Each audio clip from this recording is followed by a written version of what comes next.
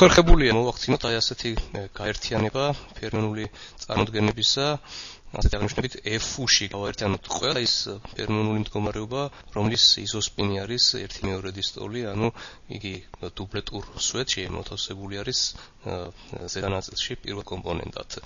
ასეთები არის F-ში გაერთიანებული არის U, C, T და ნეიტრინოები, სამივე თაობა ნეიტრინოებისა, ხოლო F-ში გაერთიანებულია ყველა ქვედა კვარკი, D კვარკი, S კვარკი, B კვარკი და დამუხტული ლეპტონები, ესენი F და FT ორივე არის დუბლეტების ნაწილები, ხოლო FS-ში გაერთიანებული არის ყველა იზოსინგლეტები. ანუ ყველა ის ნაწილაკი, რომელიც არის SU2-ის მიმართ სინგლეტი და შესაბამისად მათი S3 იზოსპინის საკუთარი მნიშვნელობა არის 0-ის ტოლი. აქაც გასაგებია გაერთიანებული იქნება სამივე თაობა.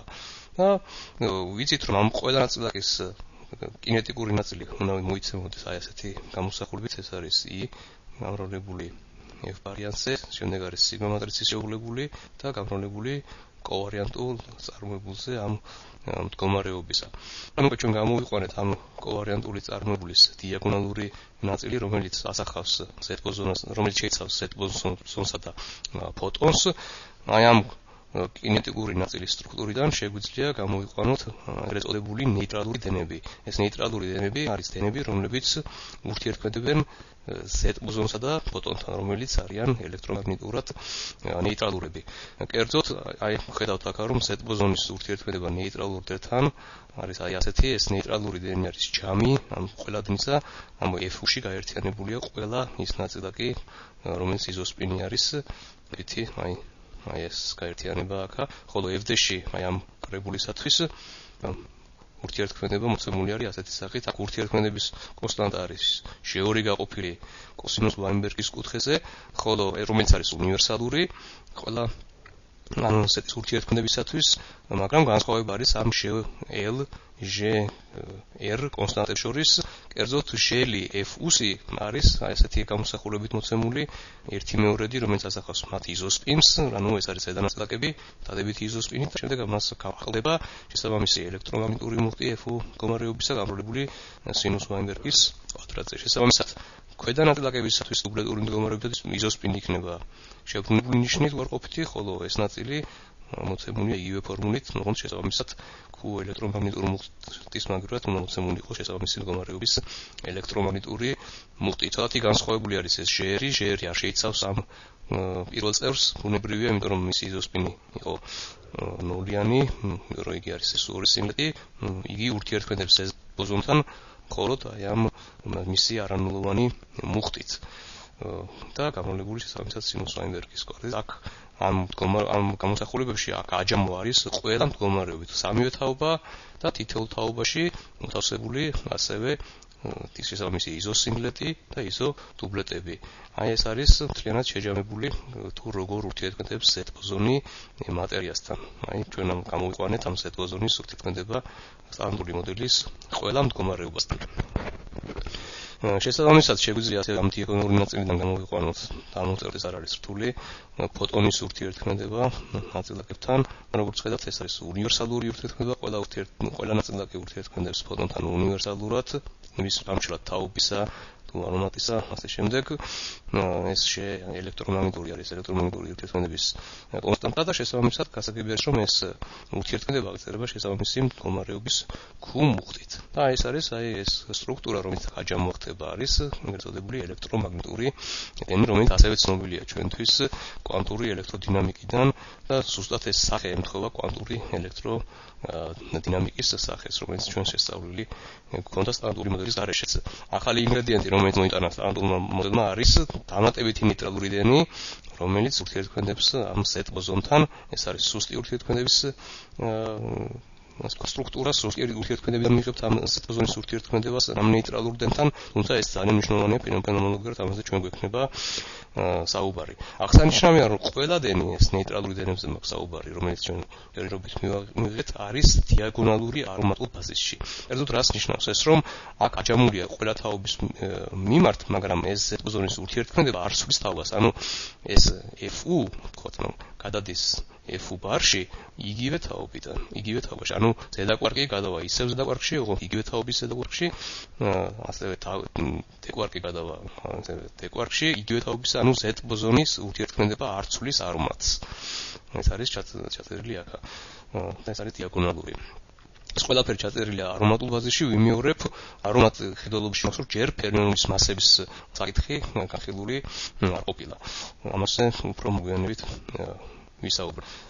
ასევე თუ განვიხილავთ აი ამ ელექტროსუსტი ნაწილის ამ მატრიცის არადიაგონალურ ნაწილში, ჩვენ შეგვიძლია მივიღოთ ეგრეთ წოდებული დამუხტული დენი, რომელიც არის პრინციპულად ახალი ინგრედიენტი, სტანდარტული, რომელიც გამოდის სტანდარტული მოდელიდან. კერძოდ ამ კოვარიანტული წარმოებულიდან თუ გამოვიყენებთ, ნახავთ, რომ შესაბამისი ფერმიონი ურთიერთქმედებს W+ და W- ბოზონებთან და ეს სulis ეგრეთ წოდებულ იზოსპინს, იმიტომ რომ გასაგები არის, რომ აქ ერთიანი ნაწილაკი აღარ უნდა იყოს ესეთი მდგომარეობა, რომელსაც ექნება უარყოფითი მუხტი, ანუ დამუხტული დენი იქნება, ანუ W ბოზონების ურთიერთქმედება ზედა და ქვედა მდგომარეობთან გამოისახება აი ასეთი სახით. აქ არის შეურიალის ურთიერთქმედების კონსტანტა, ხოლო ეს W ბოზონის ურთიერთქმედება ცვლის იზოსპინს, კერძოდ W+-ის ურთიერთქმედებით FT გადადის F შეუღლებულში და პირიქით W- ურთიერთქმედება ურთიერთქმედებით FT გადადის FU გადადის FT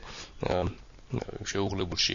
და ეს დამუხტული დენებში მონაწილეობენ უნდა აღნიშნოთ მხოლოდ S-ური არსინგლეტები, იმიტომ რომ ის ნაწილაკები, რომლებიც არის S-ურის მიმართ სინგლეტები, აი ეს ყველა სინგლეტი, რომელიც აქ მოცემულია, მათ არა აქვთ S-ური ურთიერთქმედება და გასაგებია ისინი არ მოხვდებიან რაღაცასთან ურთიერთქმედებაში და ბუნებრივია აქედან უნდა აღნიშნოს, რომ აი ეს ფორმა სამართლიანია ყველა იმ ნაწილაკისათვის, რომელიც არ ტრივიალურად გარდაიქმნება S-ურისა მიმართ. კერძოდ სტანდარტულ მოდელში ფერმიონულ მდგომარეობებში არატრივიალურები, რომლებიც არიან S-ურის მიმართ, არიან მხოლოდ დუბლეტები. ჩვენ სხვა უფრო მაღალი წარმოდგენები არ აქვს სტანდარტულ მოდელში და კვლავ ეს ურთიერთქმედებები არის დიაგონალური არომატულ ბაზისში.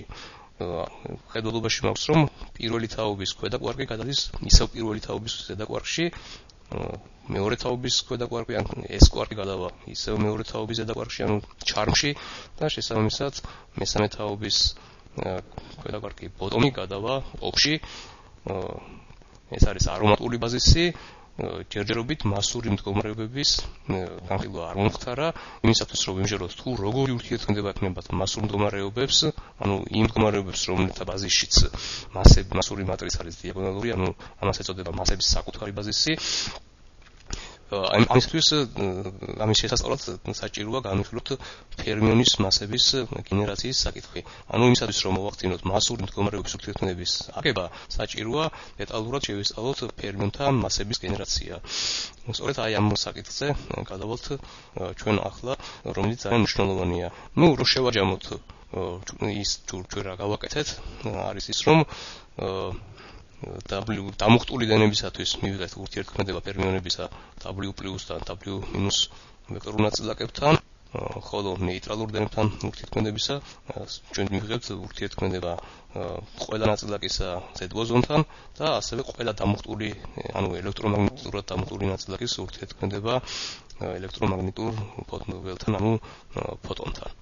ეს არის შეჯამება, შესაბამისი ურთიერთქმედების კონსტანტები მოცემულია აქ მარჯვენა მხარეს. ფერმიონთა მასების სტანდარტულ მოდელში თამაშობს ძალიან მნიშვნელოვან როლს, აი სწორედ ამის განხილვას დავიწყებთ ჩვენ ლეპტონური სექტორით. სიმარტივისათვის განვიხილავთ მხოლოდ ერთი ლეპტონურ თაობას. კერძოდ ვიცით, რომ ლეპტონები, რაც გვაქვს სტანდარტულ მოდელში, წარმოადგენენ ერთ ლეპტონურ დუბლეტს, L ითი მაქვს აღნიშნული, I გარბის 1-დან 2-მდე, ეს არის S-ური ინდექსი, რომელიც აქ ცხადის სახით აღნიშნია, რადგან ეს გვჭირდება და აქ ჭრილებში მოცემული არის ამ შესაბამისი ლეპტონის კარტახნის თვისებების სტანდარტული მოდელის მიმართ. მისი ჰიპერმუხტი არის -1-იანი, ხოლო ეს ორიანი აღნიშნავს მის დუბლეტურ სტრუქტურას. ეს არის ერთიანი კი იმას, რომ იგი არის S-3-ის მიმართ სინგლეტი. აქვე მოცემული არის ლეპტონური სინგლეტი, რომლის ჰიპერმუხტი არის ორიანი სტოლი. ფერმიონის მასების განსახილველად აუცილებელია ისევ შემოვიყვანოთ ჩვენ ჰიგსის დუბლეტი. საერთოდ ჰიგსის დუბლეტი ყოველთვის თამაშობს ძირეულ როლს ნებისმიერი ნაწილაკის მასის წარმოქმნისათვის სტანდარტულ მოდელში. ჩვენ გვახსოვს, რომ ვექტორული ნაწილაკების მასები, კერძოდ W და Z ბოზონის მასები, სწორედ განიცდიდნენ გენერაციას მას შემდეგ, როდესაც ამ ჰიგსის დუბლეტს უნიტარდებოდა ვაკუუმური საშუალო. აქ მოცემული არის ამ ჰიგსის დუბლეტის გარდაქმნები SU2 და U1 ჯგუფის მიმართ, SI გადის ასევე 1-დან 2-მდე, ანუ ამ შემთხვევაში A-იც და F-იც არის SU2-ის მიმართ დუბლეტები. საინტერესოა განხილული იქნას აი ასეთი კომბინაცია, რომელსაც ეწოდება დუბლეტის შეუღლებული ჰიპერმუხტით, ანუ F-ტილდა, ამ შემთხვევაში რომელიც აგებული არის F-ისგან მისი კომპლექსურად შეუღლები განროლებული I სიგმაურზე, რომელიც არის ანტისიმეტრიული 2-ზე მატრიცა SU2 სივრცეში. ადვილი არის იმის შემოწმება და დანახვა, რომ ეს F-ტილდა ზუსტად აქვს იგივე გარდაქმნის თვისება SU2-ის მიმართ, როგორც ქონდა ამ F-ის, კერძოდ იგი არის დუბლეტი, ხოლო U1-ის მიმართ მას აქვს საწინააღმდეგო ჰიპერმუხტი, ესე დასაგებია, იმიტომ რომ U1 არის აბელური გარდაქმნა, იგი არის ფაზური გარდაქმნა, რადგან ეს აქ არის F-ის შეუღლებული, გასაგებია არის, რომ მისი მუხტიც უნდა იყოს საწინააღმდეგო ნიშნით იმისგან თუ რაც აქვს F-ის. რადგან აი ასეთი გარდაქმნის თვისებები აქვს F-ის და F-ტილდეს, ეს საშუალებას გვაძლევს ეს კვანტური რიცხვები, რაც მოცემული გვაქვს, ავაგოთ უკვე ისეთი ინვარიანტები, რომელიც ინვარიანტი იქნება ყველა გარდაქმნის მიმართ. კერძოდ ადვილია იმის ჩვენება, რომ აი ასეთი კომბინაცია ამას მოვიყვანა აქ დაუნკიცებად, მაგრამ შემოწმება არ არის რთული. ეფსილონ იჟი არის ანტისიმეტრიული 2-ზე ტენზორი, განროლებული F-ტილდაზე LG-ზე, აი ეს კომბინაცია არის ინვარიანტული SU2 ჯგუფის გარდაქმნის მიმართ, იმის გამო რომ ეს F-ტილდაც და L-იც არიან SU2 დუბლეტები იდაში, ხოლო ამ იდაშის აჯამმა უნდა მოხდეს ამ ეფსილონ ტენზორით, აი ამ შემთხვევაში ეს იქნება ინვარიანტული SU2-ის მიმართ, ხოლო U1-ის ინვარიანტობას განაპირობებს ის, რომ აქ მაქვს ასევე EC კომპონენტი, საერთოდ ორი ფერმიონის არსებობა აუცილებელია იმისათვის, რომ კონდეს ლორენცის ინვარიანტობა, იმიტომ რომ ეს EC და L-იც არიან SU2 ლორენცის მიმართ ვეილის სპინორები, აქ ვეილის სპინორები არ მაქვს მოცემული ცხადის სახით, მაგრამ იგულისხმება, რომ ის არის ეს აგებული, რომ SU2 ლორენცის მიმართ არის აქ ინვარიანტი, აქ უბრალოდ გაშლილი მაქვს SU2 ინდექსები და ეს კომბინაცია ინვარიანტულია როგორც SU2-ის მიმართ, ასევე U1 სტანდარტული მოდელის ჰიპერმუხტის ჯგუფის მიმართ. შემდეგ შეგვიძლია მოვახდინოთ მარტივი манипуляცია გარდაქმნა, ანუ აი ეს კომბინაცია აღნიშნოთ F-ტილდა ტრანსპონირებულით, ხოლო F-ტილდა ტრანსპონირებული, გამროლებული ეფსილონზე, სხვა არაფერი არ არის თუ არა მინუს F, ასე ვთქვათ, ჯვარი, რომელიც არის ერმიტულად შეუღლებული ამ ვექტორისა. აი ეს ამ ინვარიანტის აგების მერე შეგვიძლია უნებრივია ავაგოთ ლეპტონური ლაგრანჟიანი, რომელიც არის იუკავას ლაგრანჟიანი, იუკავას ურთიერთქმედების ლაგრანჟიანი ლეპტონებისათვის, კლავი მეორე არის განხილული მხოლოდ ლეპტონური ერთი თაობა, ეს არის იუკავას კონსტანტა ლამდა I და შემდეგ მოდის აი ეს ინვარიანტი F ჯვარი L, IC და ბუნებრივია ლაგრანჟიანი უნდა იყოს რეალური რიცხვი და ამიტომ მას უნდა დავუმატოთ ერმიტულად შეუღლებული. იმის ათვალისწინებით რომ აგვაქვს ერთი თაობა, ჩვენ ყოველგვარი ზოგადობის დაურღვევად ეს ლამდა I შეგვიძლია ავიღოთ როგორც რეალური რიცხვი. შემდეგ გამოვიყენოთ F-ის ვაკუუმური საშუალოს მნიშვნელობა, ანუ F-ის აქვს ვაკუუმური საშუალო, როგორც განხილული ქონდა ჩვენ წინა ლექციაში. ამ ვაკუუმური საშუალოს მნიშვნელობის ჩასმის შემდეგ ჩვენ ნახავთ, რომ აი ესეთი კომბინაციები დაწყვილდება ერთმანეთთან, კერძოდ E- დაწყვილდება პოზიტრონთან, ანუ ეს იქნება ასეთი კომბინაცია და ეს ნამრავლი ჩვენ შეგვიძლია აღვნიშნოთ M-ით, რომელიც არის ფაქტიურად ელექტრონის მასა და გადავიდეთ 4 კომპონენტიან დირაკის სპინორებზე. დირაკის სპინორი არის 4 კომპონენტიანი, რომელიც აგებული არის ორი ვეილის სპინორის საშუალებით, კერძოდ E- და EC შეუღლებით.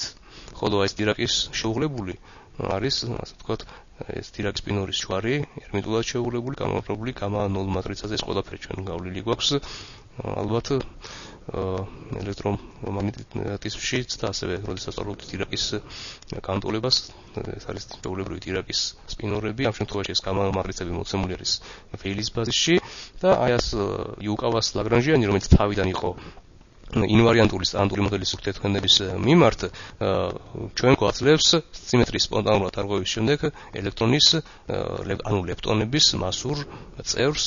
ეს ზუსტად იგივე სახე აქვს, რასაც ჰქონდა დირაკის თეორიაში ელექტრონის მასურ წევრს, ანუ ეს ემი გამრავლებული ფი-დირაკი შეუღლებული ფი-დირაკი იზე. აღსანიშნავი არის, რომ აი ამ შემთხვევაში ჩვენ არსად არ გამოგვიჩნდა ნეიტრინო მასურ წევრად. ეს არის სტანდარტული მნიშვნელობის სტანდარტული თეორიის ძალიან მნიშვნელოვანი შედეგი და სწორედ ამიტომ არის, რომ ნეიტრინო ამ ვაკუუმური ჩასვლის შემდეგ რომ არიღებს მასას, კერძოდ ნეიტრინო ამ შემთხვევაში არის უმასო m-ნიუ არის 0. კერძოდ აი ასეთი გადანორმატი ლაგრანჟიანის განხილვის შემდეგ, რომელიც ინვარიანტული იყოს სტანდარტული მოდელის ჯგუფის გარდაქმნების მიმართ სიმეტრიის სპონტანურად დარღვევის შემდეგ ჩვენ მივიღებთ ელექტრონის მასა და შეიძლება განვაზოგოთ ეს სამივე ხობის ლეპტონზე მივიღებთ ამოწყული ელექტრონების მასებს, მაგრამ უნდა აღნიშნოს, რომ არასოდეს ჩვენ ვერ ამივიღებთ მასიურ ნეიტრინოს აი ასეთი ლაგრანჟიანების განხილვის შემთხვევაში. აი ეს არის სტანდარტული მოდელის ძალიან მნიშვნელოვანი თვისება. შემდგომი ნაბიჯი არის განვიხილოთ ლეპტონების მასების გენერაცია სამი თაობისათვის და ასევე ჩავართოთ კვარკული თაობები. ყოველივე ამას ჩვენ გავაკეთებთ შემდგომ ლექციაზე. დავამშვიდობოთ ერთმანეთს, დიდი მადლობა ყურადღებისათვის, კარგად ბრძანდებოდეთ.